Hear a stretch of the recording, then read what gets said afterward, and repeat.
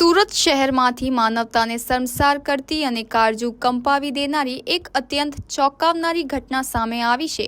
શહેરના ઉધના વિસ્તારમાં આવેલ ભીમનગર અંડરપાસ પાસેથી એક નવજાત શિશુનું ભ્રૂણ સળગેલી હાલતમાં મળી આવતા સમગ્ર પંથકમાં ભારે ચકચાર મચી ગઈ છે।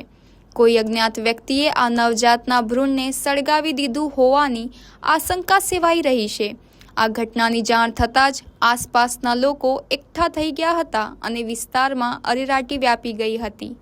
ઘટનાની ગંભીરતાને જોતા સ્થાનિક લોકોએ તાત્કાલિક પોલીસને જાણ કરી હતી, જેને પગલે ઉધના પોલીસનો કાફલો તાબડતોબ ઘટના સ્થળે દોડી આવ્યો હતો।